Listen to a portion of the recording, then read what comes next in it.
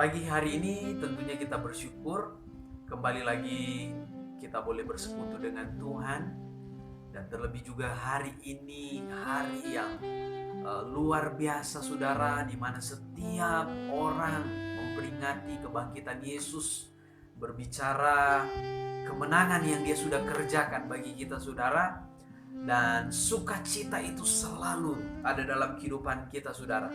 Dan pagi hari ini saudara, kita akan segera mendengarkan firman Tuhan. Kita satu dalam doa. Tuhan Yesus, terima kasih Tuhan, di sepanjang minggu yang sudah kami lewati Tuhan, kami sudah lewati bersama Engkau Tuhan, dan kami boleh merasakan juga bagaimana penyertaan-Mu dalam hidup kami, kasih-Mu yang selalu melingkupi kehidupan kami.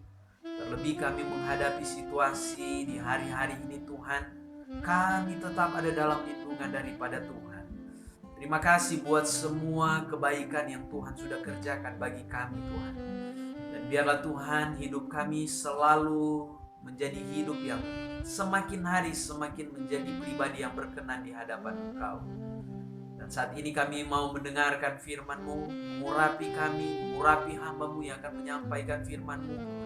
Apa yang disampaikan biarlah itu berasal daripada-Mu Tuhan, sehingga kami semua dikuatkan, kami semua iman kami diteguhkan Tuhan. Terlebih kami yang sakit Tuhan boleh pulihkan saat kami mendengarkan suara-Mu Tuhan. Tuhan Yesus, biarlah Engkau menguasai pikiran kami Tuhan, hati kami. Dan kalau ada oknum yang tidak senang ketika kami mau mendengarkan firman-Mu, kami hancurkan di dalam nama Yesus. Di dalam nama Yesus Tuhan, biarlah Tuhan yang menguasai kami. Biarlah Tuhan yang membuat kami fokus untuk mendengarkan kebenaran firman. Kami akan mendengarkan firman. Berikan hati kami yang terbaik untuk firman. Di dalam nama Yesus, haleluya, amin. Puji Tuhan, haleluya. Saya berharap saudara yang ada di rumah dalam keadaan yang baik, dalam keadaan yang sehat saudara. Nah, hari-hari ini saudara, seperti yang diberitakan, semakin hari semakin bertambah saudara mereka-mereka yang terkena virus saudara. Tetapi bersyukur kita orang yang percaya kepada Tuhan, kita tidak perlu takut saudara, bahwa ada Tuhan yang menjaga kita, melindungi kita. Terlebih saudara, bagaimana Dia juga bisa memberkati kita dalam segala apapun yang menjadi keperluan kebutuhan. Kebenaran firman Tuhan pada pagi hari ini terdapat di dalam 1 Korintus pasal yang ke-15, ayat yang ke-54 dan ayat yang ke-55. 1 Korintus pasal yang ke-15 ayat yang ke-54 dan ayat yang ke-55 berbunyi demikian. Dan sesudah yang dapat binasa ini mengenakan yang tidak dapat binasa, dan yang dapat mati ini mengenakan yang tidak dapat mati, maka akan genaplah firman Tuhan yang tertulis, maut telah ditelan dalam kemenangan. Hai maut, di manakah kemenanganmu? Hai maut, di manakah sengatmu? Saudara, bagaimana kemenangan Yesus yang Yesus sudah kerjakan bagi kita semua, di mana Yesus melewati proses yang panjang, penderitaan yang Dia alami yang begitu berat saudara, sampai kita tahu bersama bagaimana Yesus berdoa di Taman Getsemani, Bapa, kalau boleh lalukan cawan ini, tetapi bukan kehendak-Mu yang jadi, melainkan kehendak-Mu yang jadi. Satu penderitaan, beban yang berat, yang luar biasa, yang Yesus tahu betul bagaimana apa yang akan Dia alami saudara. Tetapi di sini kita boleh melihat Yesus menyerahkan semuanya kepada Bapa. Yesus tetap terus mengerjakan apa yang harus Dia lakukan hanya untuk kita, manusia yang berdosa, manusia yang tidak sepantasnya mendapatkan anugerah ini saudara. Kata firman Tuhan, dia yang tidak berdosa dibuat menjadi dosa.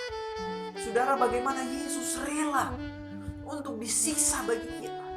Tetapi terkadang dalam kehidupan setiap orang yang percaya kepadanya tidak menghargai pengorbanannya dalam kehidupan kita, tidak memaknai arti sesungguhnya kematian itu, tidak memaknai arti sesungguhnya kebangkitan itu dalam kehidupan kita. Kita masih saja hidup di dalam dosa, kita masih saja hidup di dalam perbuatan-perbuatan yang terkadang menyakiti hati Tuhan. Apa yang sudah Yesus kerjakan hanya untuk kita semua, saudara. Dia rela mati dan bangkit pada hari yang ketiga. Kebangkitan ini, saudara, berbicara bagaimana sukacita yang besar bagi kita setiap orang yang percaya. Kenapa, saudara, saya katakan sukacita yang besar? Sebab ini adalah kemenangan. Kemenangan atas maut, saudara. Kalau berbicara kemenangan, tentu semuanya mau menang, saudara. Tetapi untuk menang ada proses yang harus dilewati. Seperti Yesus ketika dia menang, proses yang dia lewati itu begitu berat, saudara. Nah, kemenangan yang dia sudah kerjakan dalam kehidupan kita, apa yang kita dapatkan, saudara? Apa yang kita terima, saudara, lewat kebangkitan Yesus. Di sini saya menulis ada tiga yang kita dapatkan, tiga hal yang kita dapatkan. Yang pertama, kebangkitan Yesus membuat kita tidak mudah menyerah. Kebangkitan Yesus membuat kita tidak mudah menyerah.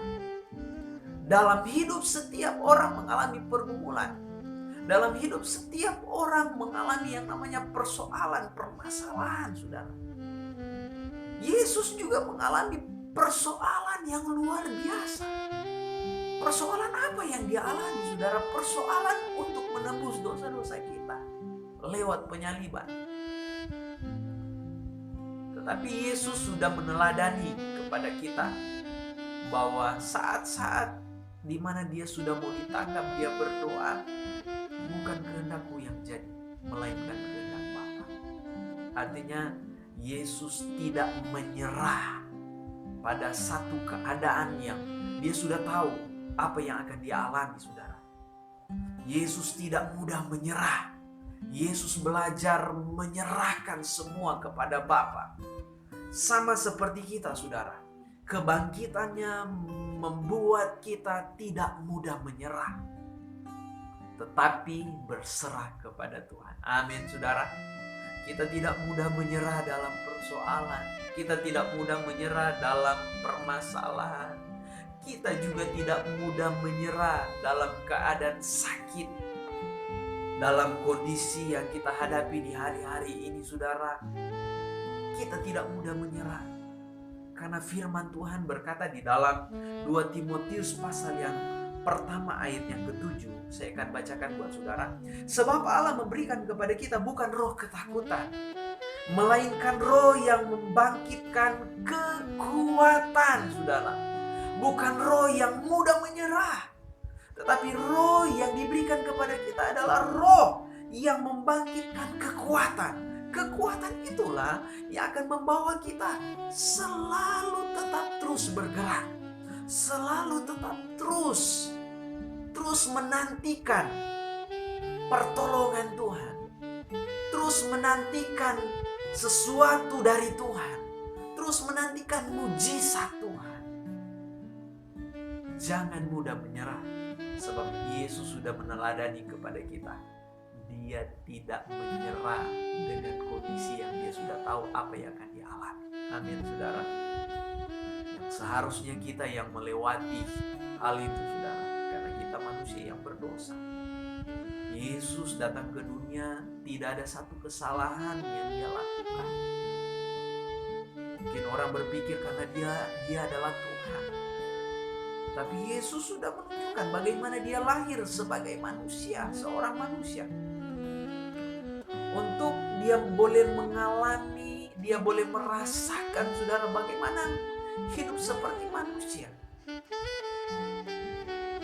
Dan dia sudah tunjukkan, dia tidak mudah menyerah, saudara. Sekalipun ada ancaman-ancaman, sekalipun ada penolakan, dicaci, dimaki. Nah, bagaimana dengan kita, saudara? Mungkin kita hanya mengalami pergumulan hidup, saudara. Kita sudah menyerah. Saudara, kita bukanlah orang yang mudah menyerah. Sebab kata firman Tuhan, kita bukan orang-orang yang mengundurkan diri. Tetapi kita adalah orang-orang yang belajar percaya kepada Tuhan. Belajar menantikan pertolongan Tuhan. Amin, saudara. Saya ingat bagaimana dalam satu kisah saudara, seorang perempuan yang mengalami pendarahan. Kalau tidak salah dalam Alkitab mencatat 12 tahun yang mengalami pendarahan. Sudah berbagai cara dia lakukan untuk kesembuhan saudara pendarahan ini, tetapi dia tidak mengalami kesembuhan. Sampai satu saat dia mendengar berita tentang Yesus. Di situ kembali lagi dia saudara percaya bahwa dia akan mengalami kesembuhan. Di situ dia lagi bangkit untuk dia boleh mengalami mujizat Tuhan. Dan pada waktu itu Yesus lewat dengan kerumunan banyak orang saudara. Dalam hatinya dia berkata, asal ku jamah jubah Yesus, saya pasti sembuh. Dan itu terjadi, dia disembuhkan. Melihat bagaimana seorang perempuan yang mengalami pendarahan ini saudara, di sini juga menjadi pelajaran buat kita bahwa kita tidak boleh mudah menyerah. Sebab dengan kita tidak menyerah saudara, kita tetap terus memandang kepada Tuhan. Kita tetap terus membangkitkan kekuatan yang dari Tuhan saudara dalam kehidupan kita. Kita akan melihat pertolongan Tuhan. Amin. Yang kedua, kebangkitan Yesus membuat kita lebih berpengharapan. Kebangkitan Yesus membuat kita lebih berharap kepada Tuhan. Dengan Yesus dibangkitkan saudara, ada tujuan hidup kita. Memandang kepada Dia. Terus memandang kepada Dia. Sebab kalau kita mengiring Yesus saudara dan hanya memandang kepada satu persoalan, memandang kepada satu pergumulan saudara, itu akan membuat kita saudara hilang harapan. Itu akan membuat kita tidak kuat di dalam kita mengiring Tuhan. Karena apa? Kita hanya memandang kepada perkara-perkara yang kita alami. Kita hanya memandang kepada permasalahan-permasalahan, pergumulan-pergumulan yang kita hadapi saudara. 1 Korintus 15 ayat yang ke-14 berkata seperti ini. Tetapi andai kata Kristus tidak dibangkitkan, maka sia-sialah pemberitaan kami dan sia-sialah juga kepercayaan kami. Tapi di sini saudara, Yesus dibangkitkan. Kalau katanya seandainya tidak, itu menjadi sia-sia kepercayaan kita. Menjadi sia-sia pengharapan kita. Tetapi bersyukur kebangkitan Yesus membuat kita semakin lebih berharap. Ada 2 contoh tokoh dalam Alkitab di mana mereka berpengharapan di dalam Tuhan. Yang satu benar-benar berpengharapan, benar-benar memandang terus kepada Tuhan.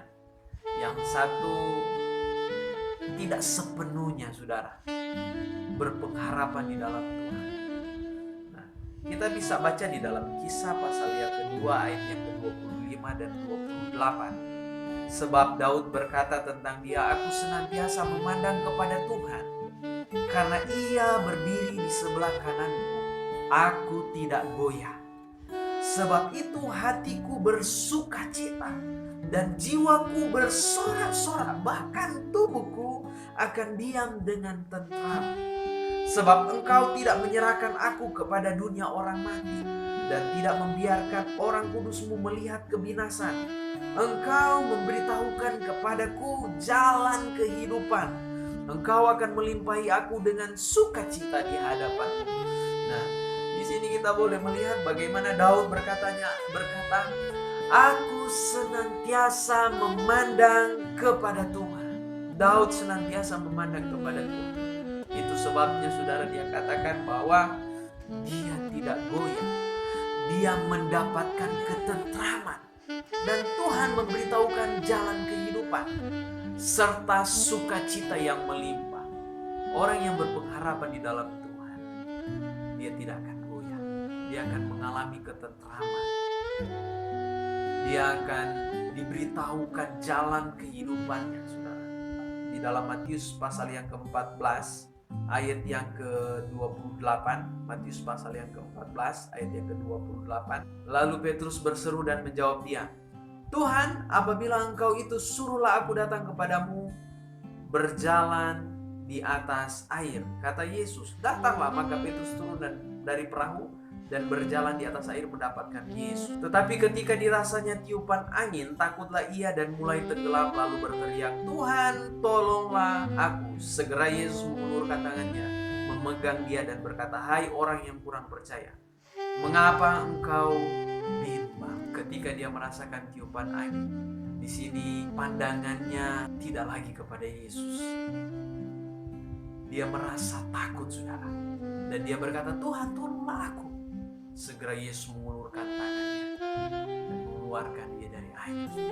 Dari kedua pribadi ini kita boleh belajar bagaimana kita harus berpengharapan lebih sungguh. Sama seperti Daud, dia tetap berpengharapan, memandang terus kepada Tuhan. Berbeda dengan Petrus, saudara. Bagaimana pandangannya dialihkan oleh tiupan angin. Dan di situ dia hampir tenggelam. Pengharapannya tidak sepenuhnya sama Tuhan. Harapan kita harus sepenuhnya sama Tuhan, untuk kita bisa memaknai bagaimana kebangkitan Yesus dalam kehidupan kita ternyata mengerjakan untuk kita lebih berpengharapan di dalam Tuhan, memandang terus kepada Tuhan. Hal yang ketiga yang saya catat di sini berbicara bagaimana hidup kita dibaharui. Di dalam Filipi pasal yang ketiga ayat yang ke-10 berbunyi demikian, "Yang ku kehendaki ialah mengenal Dia dan kuasa kebangkitannya dan persekutuan dalam penderitaannya, di mana aku menjadi serupa dengan Dia dalam kematiannya."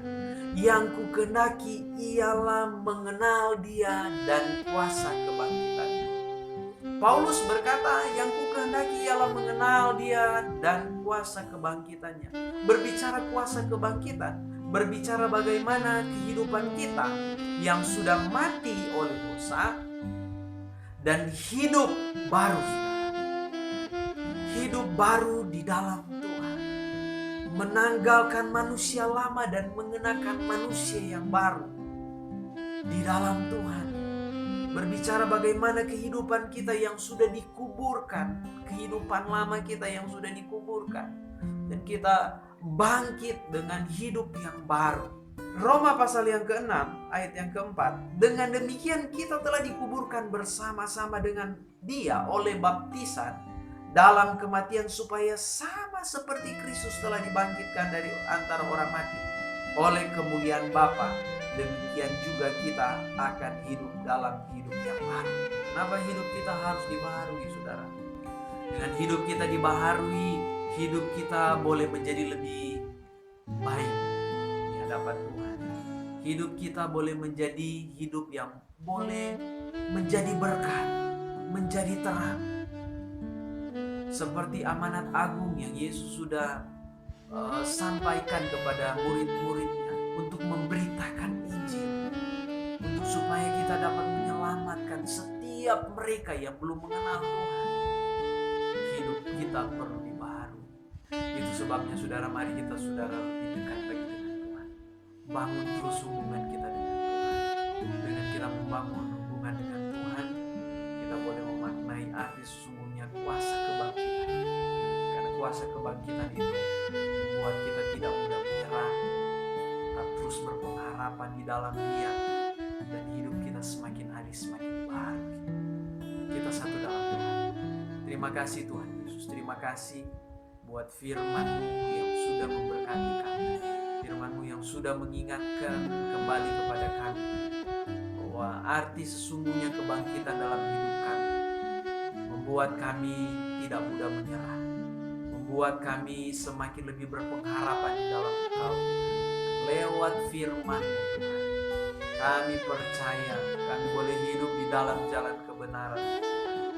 Biarlah Tuhan selalu membawa kami untuk kami tetap terus memandang kepada Engkau, kami tetap terus dekat dengan Engkau, dan dalam pergumulan-pergumulan yang kami hadapi di hari-hari ini, kami tetap kuat di dalam Tuhan. Berkati setiap pekerjaan mereka, berkati setiap usaha mereka, terlebih setiap kebutuhan keperluan mereka. Tuhan, cukupkan semuanya, Tuhan adakan semuanya, dan juga kami menyerahkan ruko yang ada, Tuhan yang mengadakan semuanya di dalam nama Tuhan Yesus. Terima kasih Tuhan, terima kasih Akhirnya saudara-saudaraku, terimalah berkat daripada Tuhan kita Yesus Kristus, serta persekutuan Allah Roh Kudus senantiasa menyertai kita mulai saat ini sampai Tuhan datang kali yang kedua. Dalam nama Yesus kami sudah berdoa. Haleluya. Amin.